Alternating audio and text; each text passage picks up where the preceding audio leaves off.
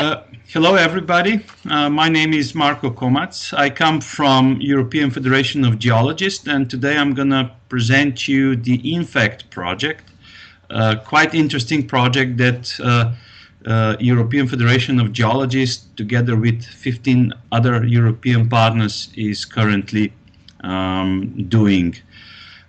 So you can see that from the authors list. There's a variety of us coming from different parts of Europe, but as I said, today I'm also presenting European Federation of Geologists.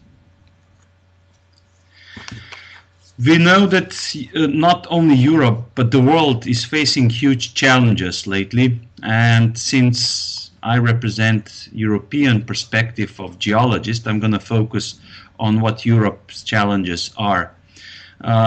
Because Europe has a quite strong industry that consumes, that needs demand, that needs raw materials, that needs complex metal alloys. Europe has also adopted the Green Deal and the energy transition program, and that's why European industry needs high-tech metals, platinum group elements, and some elements that go into steel alloys such as nickel or molybdenum. And in addition to that, in addition to high demand, in Europe the recovery rate of rare earth elements is really low. And the story to be even worse, we are heavily dependent on importing all these materials because in Europe we don't produce them enough. And this makes a huge challenge for European Commission and European as a continent. In 2013, European Commission made a query among the general public about the perception of a variety of industries, how these industries are perceived by people, whether they are connotated with a positive or with a slightly negative connotation. And you can see at the bottom that mining and oil and gas companies rated really low. Only financing came worse, and we don't want to be there, but actually we are. And if we look at a bit newer data, that is from the last year, on a global scale, we don't have European data for that, but we see that again the mining and related industry to mining has a really low reputation among the general public. And here we are not talking about oblivious general public. This general public that was included in the survey was actually quite well informed, and still the mining rated really low. So all that together led to an idea that where 16 consortium partners were brought together, designed an interesting project, and put together this project to the proposal for the financing to the European Commission. And INFACT was born. The project INFACT was born because the European Commission found it very interesting and very important. The INFACT project looked at critical raw materials, but also some key elements that are not rated as critical, but they are needed for the energy transition that I've mentioned earlier. And the INFACT project is basically constituted of three pillars. First is to support the development of novel and non-invasive exploration techniques. So techniques that don't actually, let's say, don't put foot on the ground, not at the first instance, but they already produce some very useful information. And since we know that the exploration is the first step where already people started to get involved, people that live in the areas that could be potentially interesting for mining. So we also addressed this issue. We included the social perspective of exploration and further on mining into the project.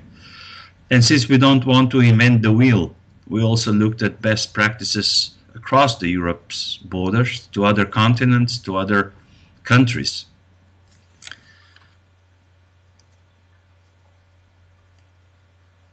So what are the objectives of the INFACT project? So, as I said, we have three pillars, but we also have more or less three groups of objectives. First of all, is to establish some sort of natural physical laboratories. These laboratories, we call them the reference sites, will serve as testing ground for testing and certificating new methodologies, new approaches of geophysical exploration techniques.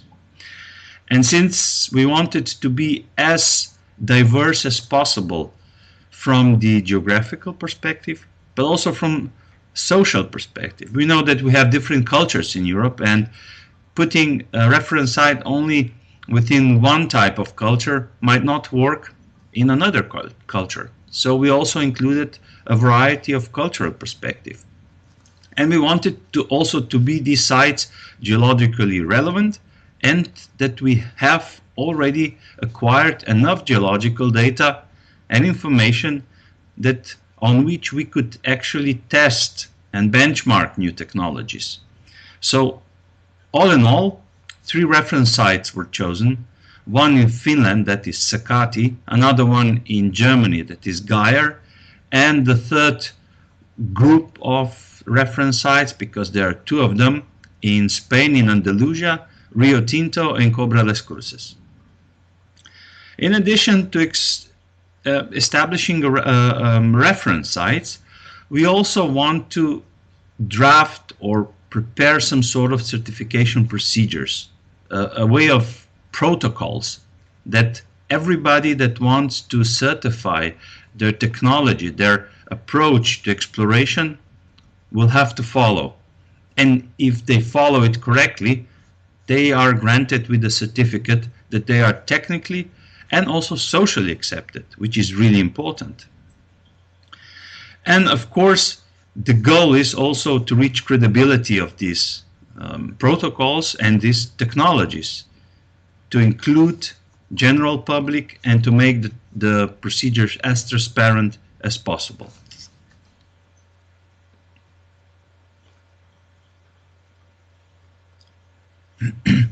And at the end, the outcomes, in addition to having reference sites, will also be made of a roadmap, a sort of white paper for the European Commission to have some guidelines in which direction the European community, the European Commission should go, because we want to achieve the sustainable framework for mineral exploration. And if we want to do that, we have to know what are the key elements that have to be included. So, as I said, we'll produce a sort of roadmap, guidelines for the politicians to follow. And this will also be built upon the engagement that we've done within the project and the best practices that we've tested for the outcomes that we want to achieve.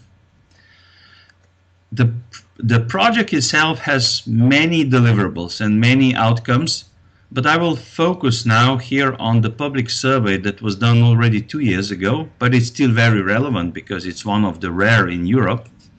And within this public survey, we've interviewed online or over the phone over 3,000 something people, roughly 1,000 from each country where we have the reference sites.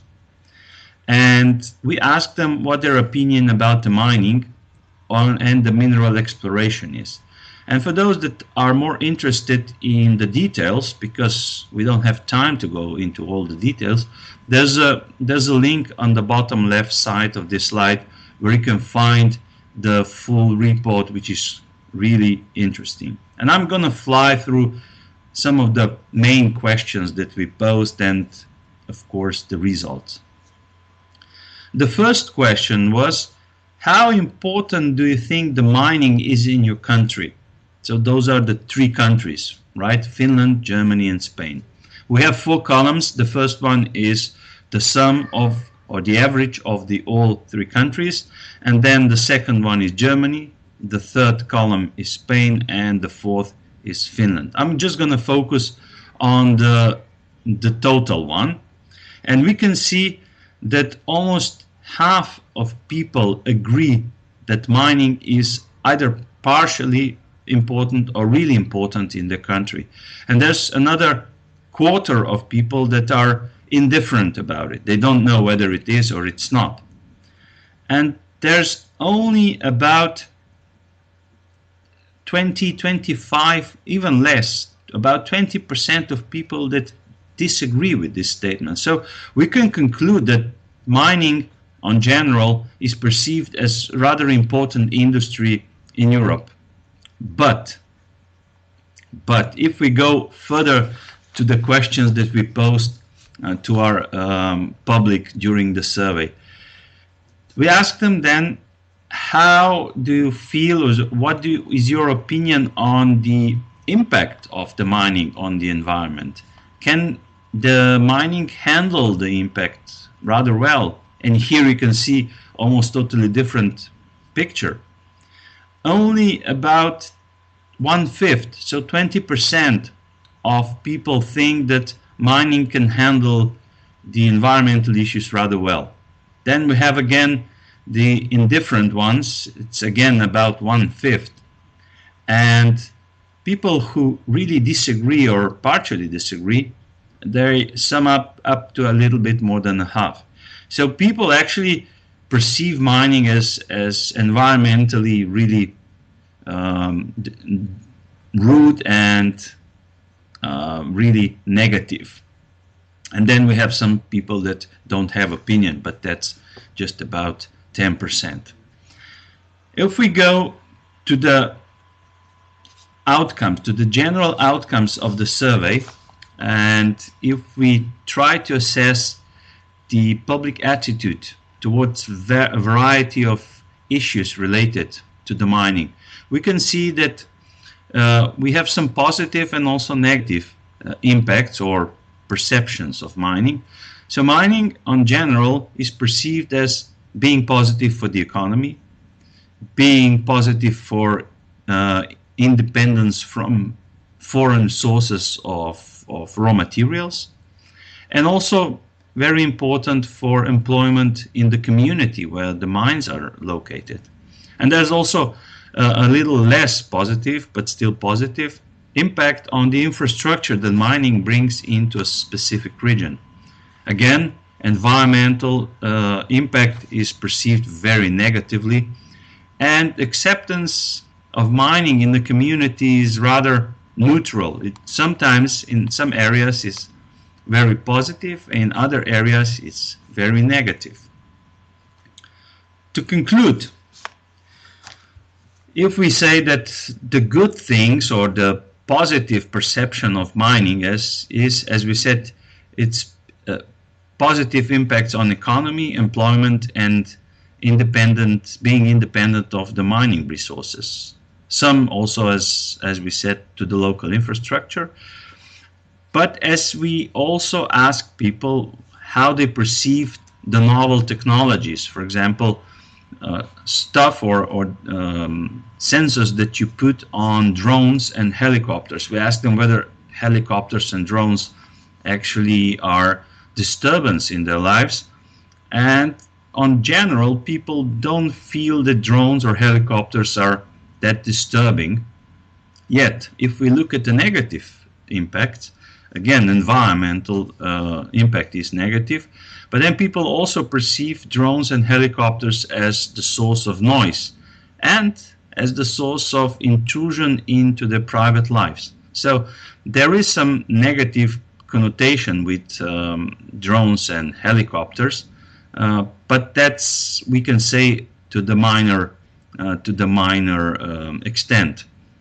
If we see the sort of neutral area, not really distinguished between negative and positive sides, we can see that the citizens' opinion